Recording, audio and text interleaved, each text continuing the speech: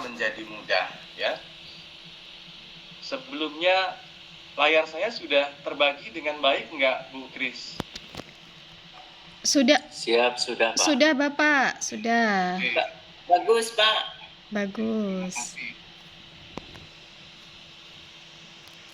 Berubah enggak saya pindah slide? Coba dulu Pak, sekali lagi coba Pak. Saya sudah pindah slide. Rendahnya kualitas pembelajaran, kemudian merosotnya moral peserta didik, terutama pasca pandemi COVID ya. Kemudian ada normalisasi dunia pendidikan pasca wabah COVID juga. Nah, ini menjadi dorongan tersendiri bagi Kementerian Pendidikan untuk berusaha bagaimana meningkatkan kualitas pendidikan sekaligus kualitas pembelajarannya. Berangkat dari situasi ini, maka Kementerian Pendidikan memiliki visi pendidikan Indonesia, ya. Visi pendidikannya apa? Mewujudkan Indonesia yang maju, yang berdaulat, mandiri, dan berkepribadian melalui terciptanya pelajar Pancasila yang bernalar kritis, kreatif, mandiri, beriman, bertakwa kepada Tuhan Yang Maha Esa, dan berakhlak mulia, bergotong royong, dan berkebinekaan global. Nah, ini juga yang menjadi 6 dimensi dalam profil pelajar Pancasila. Jadi kalau ditanya apa visi pendidikan Indonesia, maka 6 dimensi profil pelajar Pancasila inilah yang menjadi visi pendidikan Indonesia.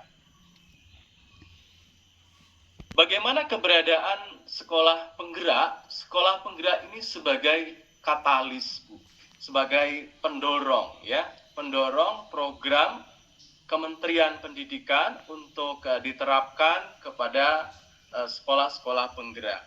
Jadi awalnya dulu kurikulum Merdeka ini kan menjadi kurikulum yang paradigma baru, ya, paradigma baru, kemudian menjadi kurikulum Merdeka. Nah, sekarang menjadi kurikulum nasional.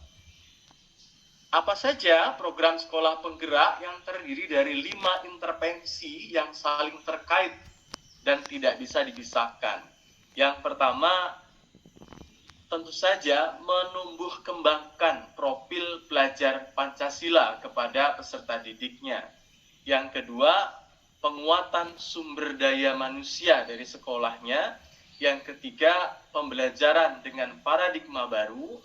Yang keempat, perencanaan berbasis data. Yang terakhir, digitalisasi sekolah.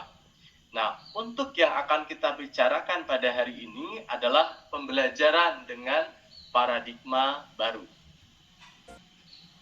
Bagaimana pembelajaran dengan paradigma baru? Pembelajaran paradigma baru ini dirancang berdasarkan prinsip pembelajaran yang terdiferensiasi, sehingga setiap siswa belajar sesuai dengan kebutuhan dan tahap perkembangannya. Jadi kalau kita perhatikan dengan pembelajaran kurikulum Merdeka ini menjadi lebih cenderung menanamkan attitude, ya, sesuai dengan para ahli, penelitian ahli bahwa untuk pendidikan di jenjang dasar dan menengah itu menekankan pada attitude-nya, pada karakternya. 6 dimensi profil pelajar Pancasila ini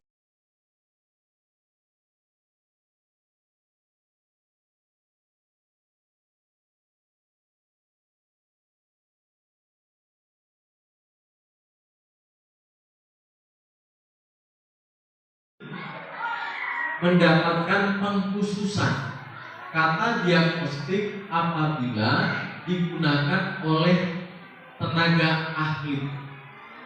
Kalau di sekolah kami kerjasama dengan Primagama, ya, makanya mereka layak dikatakan sebagai tes diagnostik. Hasilnya ada, ya. Dia diakui dan Primagama kerjasama dengan Universitas Airlangga. Lalu bagaimana kalau level di sekolah guru-gurunya? Cukup bahasanya tes asesmen awal. Paham ya? Nah, ketika saya melakukan asesmen awal, maka setiap anak didik ini berbeda-beda. Ya toh? Ale punya pemahaman sudah pandai kali-kalian. Marlina sudah sampai ke bagian. Nanti Bu Nopi sudah akar-akaran, ya. Ini kan sudah berbeda. Nah, yang dimaksud dengan pembelajaran berdiferensiasi ini menyesuaikan dengan kemampuan anak didiknya. Nanti kelasnya dibagi dua. Ada kelas yang pemahamannya cepat.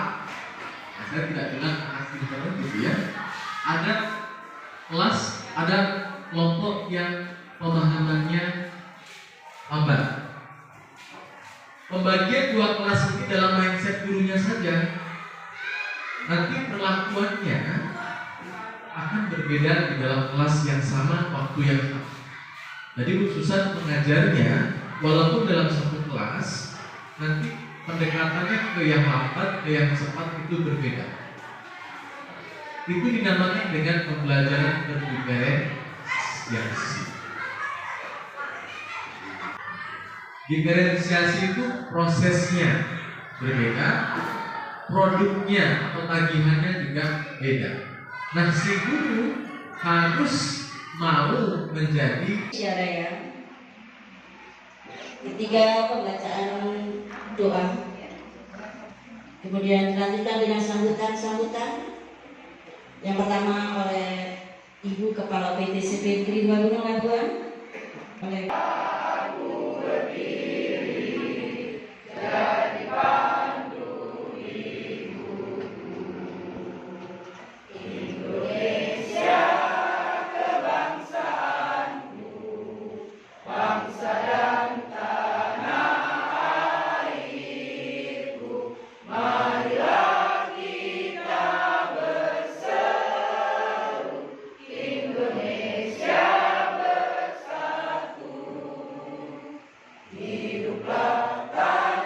Allahumma salli ala Sayyidina Muhammad wa ala ali Sayyidina Muhammad Sayyidil awwalin wal akhirin wa sallim radhiyallahu ta'ala kulli sahabati Rasulillahi ajma'in walhamdulillahi rabbil alamin.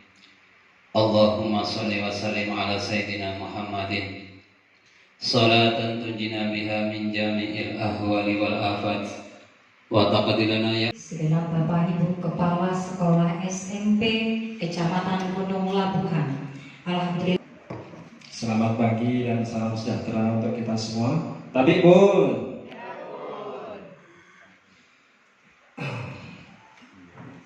Yang saya hormati Bapak narasumber kita, Pak Kurniawan, Magister Pendidikan. Yang saya hormati Bapak Ibu Kepala UPT SMP Negeri dan Swasta. Warahmatullahi wabarakatuh. Alhamdulillahilladzi hadana li hadza wa ma kunna linahtadiya lawla an hadanallah. Asyhadu an la ilaha illallah wahdahu la syarika lah wa asyhadu anna Muhammadan abduhu wa rasuluh. Wassalatu wassalamu ala habibillah Muhammad ibn Abdillah wa ala alihi wa mawala. Tabi'un yang kita hormati, kita akan melihat suatu perubahan dalam sistem pendidikan di Indonesia. Itu yang dinamakan dengan kurikulum. Siapa yang paham atau dengan paham pengertian kurikulum? Ada kata kuncinya. Ada yang bisa membantu saya? Apa itu kurikulum? Ada Bapak Ibu?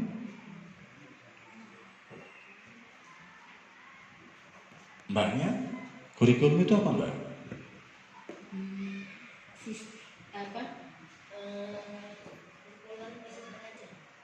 Kumpulan proses mengajar. Kita simpan dulu ya. Nah, kalau Mas, kurikulum apa? Sistem.